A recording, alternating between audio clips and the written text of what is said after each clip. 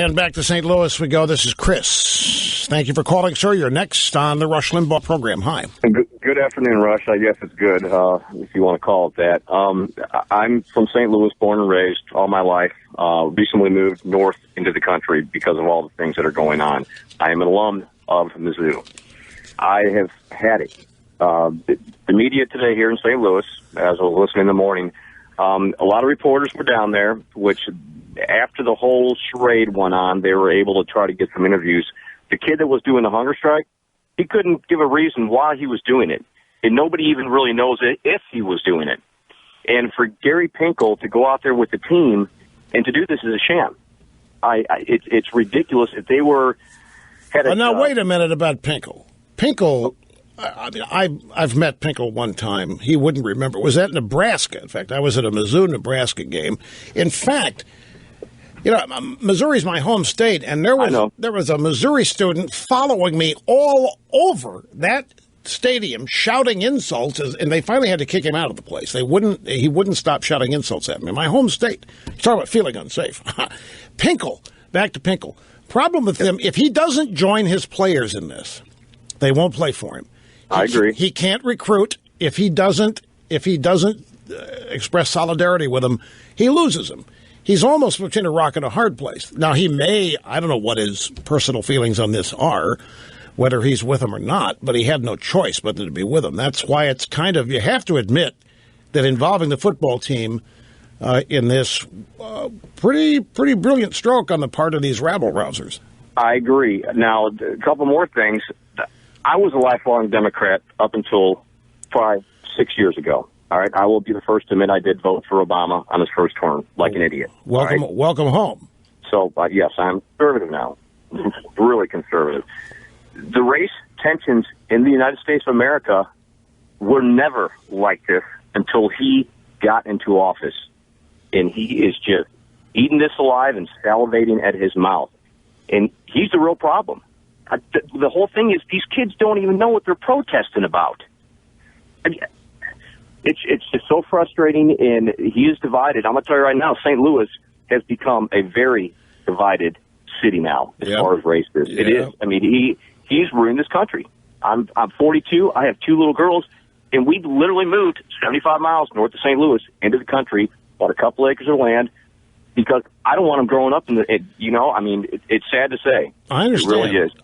I agree. I think Obama has sought to exploit racial strife and capitalize on it for his agenda, which is the transformation of America. He must, in order to succeed in transforming, he must make the place look unjust, illegitimate, unfair. I agree. The more racist he can make things appear, or the more racism he can stoke, the more unrest and disunity, the more need for Obama to fix the problem. And that's an open recipe or invitation for him to further implement his agenda. And one more thing I want to point out. This has also been coming across the media in St. Louis today. A lot of the protesters down there weren't students at Mizzou. It goes back to the whole Ferguson, Black Lives Matter thing, and George Soros funding this. Something needs to stop now.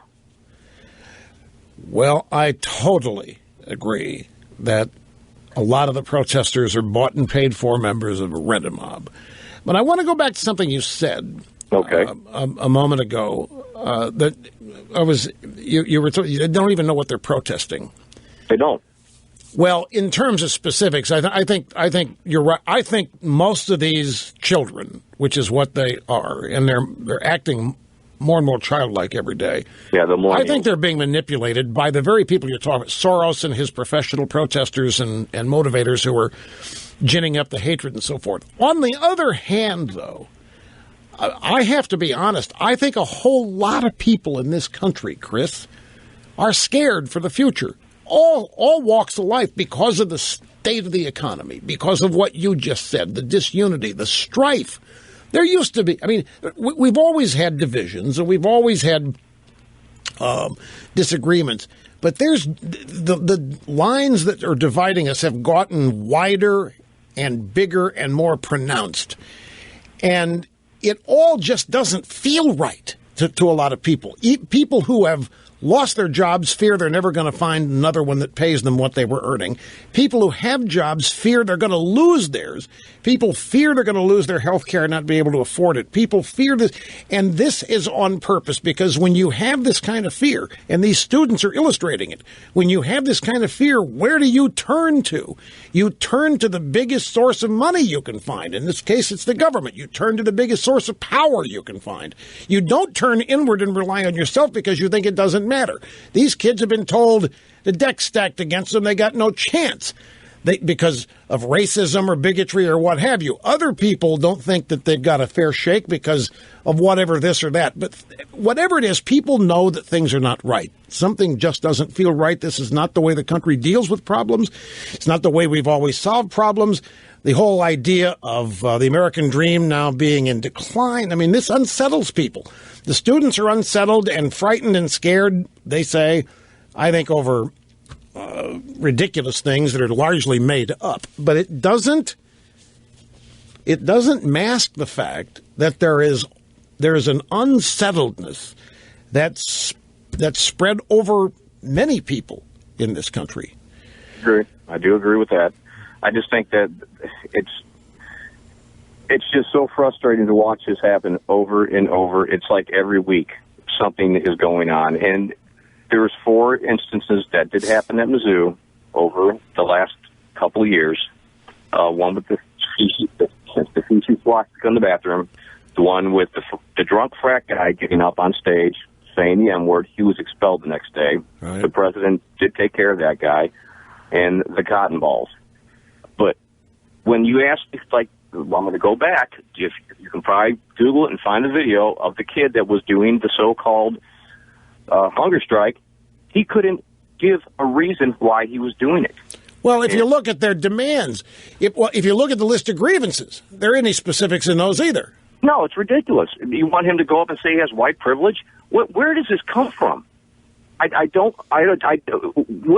referendum? I don't understand it. What do you mean? Where does it? Now, you just said where it comes from. You know exactly where it comes from. Its home today is the Democrat Party. The Democrat Party, in any of these circumstances, ask who benefits. Who benefits from all of this? Somebody does, or it wouldn't be happening. In another sense, and I know that this frustrates you, too. I can hear it in your voice. Why doesn't somebody stand up and stop this? These are kids. Why are kids being allowed to run the show? Because nobody's got the guts to stand up if political correctness is involved. Nobody has the guts. The university president, what's the worst thing that could have happened if he would have stood up and defended himself and the university? He'd have been fired, which he was anyway. I see microcosms in this. The reason why I've spent an inordinate amount of time on this is because, to me, it's instructive, a teachable moment. Everything we're seeing in this little microcosm, the University of Missouri, is exactly what's going on inside the Beltway in Washington with the Republicans versus the Democrats. And there's no pushback to any of this. The left just seems to be able to intimidate, impugn, destroy whoever they want. And nobody does a thing to stop them. And it gets really, really frustrating and irritating. And the more localized it is for you in St. Louis, this University of Missouri, then the more impact it has on you. Far more impact than whatever's going on in Washington, which is why I try to make the point that it's the same thing. But I appreciate the call.